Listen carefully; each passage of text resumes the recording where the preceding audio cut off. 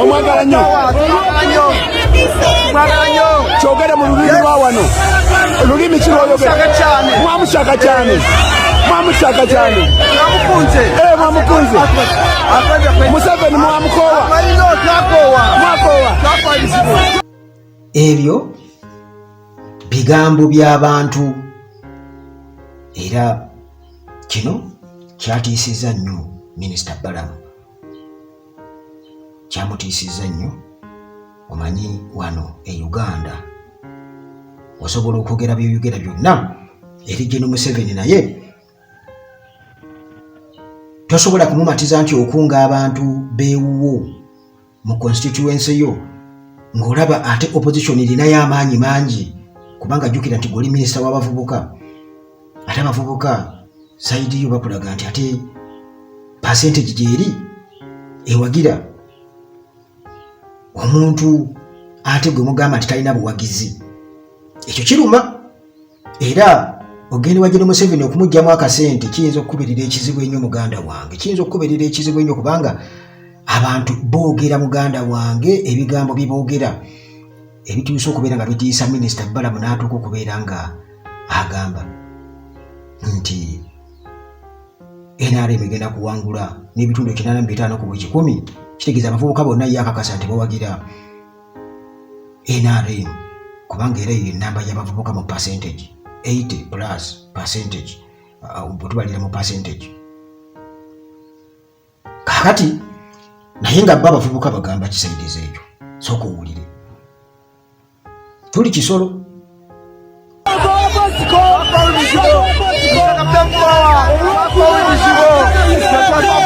Abange Bobi Wine yakuwadde sente. Yakuwadde sente ojje.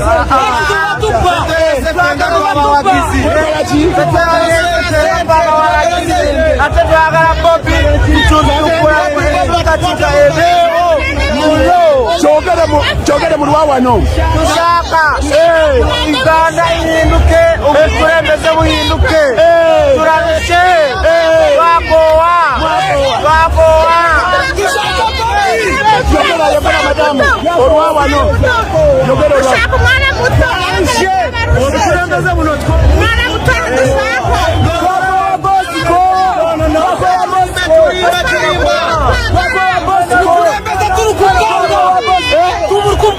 Muri kubanga ntabwo tugishaka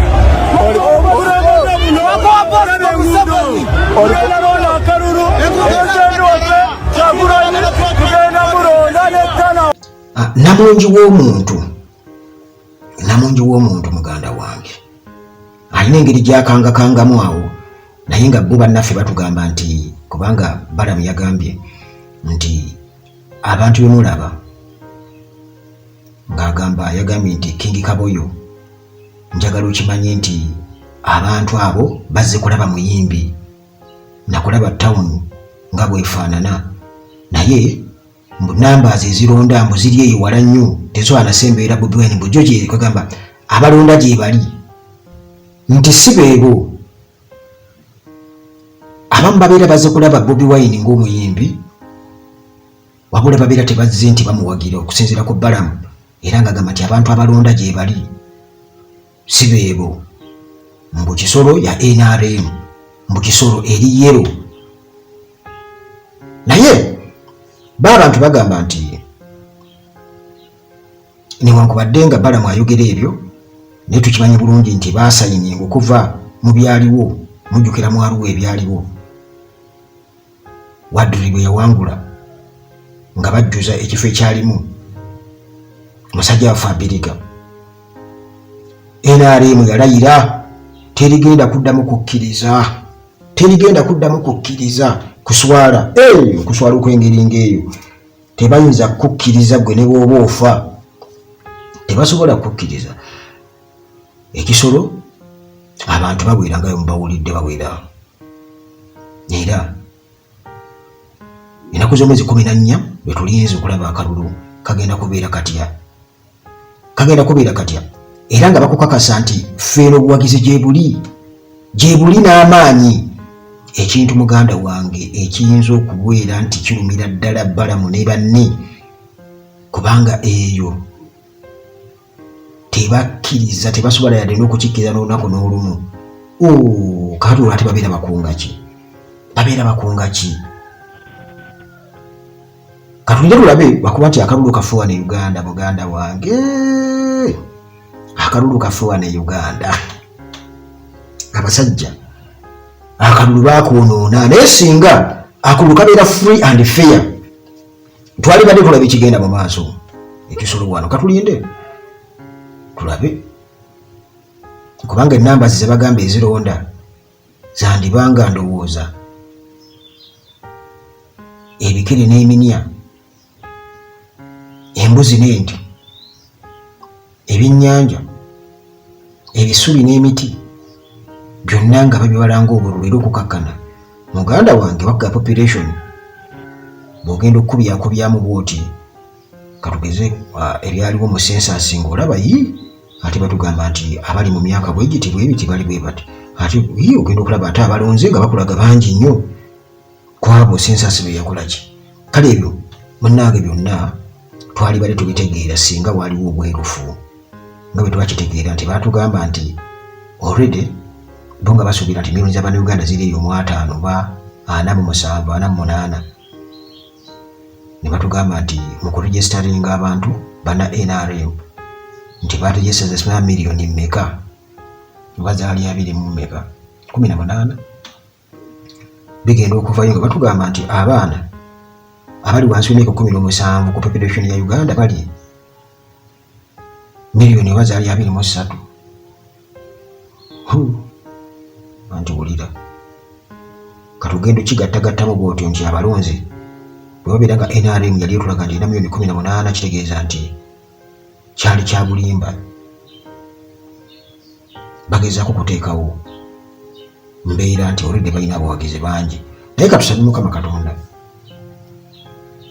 byonna era bibaako ekkomo naye abantu bamaze okubeera nga balagako nti baagala enkyukakyuka. Ekizibu kya Uganda 7 kubanga emyaka gye gyayitako dda naye tayagala abaana bato batwale Uganda amaaso. Ensi zonna zonna zigenze zikyuka zitereza ebintu byabwe kubanga balina new generation, new blood, new ideas. Museveni takkiriza kubanga yalowooza ku ye na famire ye bokka. Abantu ba Kisoro, abantu ba Western Uganda, you are not different from the rest of Uganda.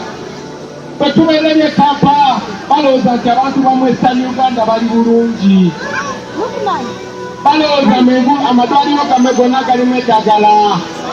Balowooza amasomero gammwe malungi. Balowooza enguudo zammwe nnungi. Naye nayise tamayanda z'oluguudo tourist road olugenda paka mu Gayinga naye nga bamaze since 2006 babapromisi nga tebalukola. Kakati ekyo tekisobola kukyuka until you make a statement. Bwe muguddeyo mwenna kati enkamera si za Uganda zokka naye the whole world is focused on Kisoro. For a long time, Museveni abagamba bwe Kisoro NRM ijana kujana. Ijana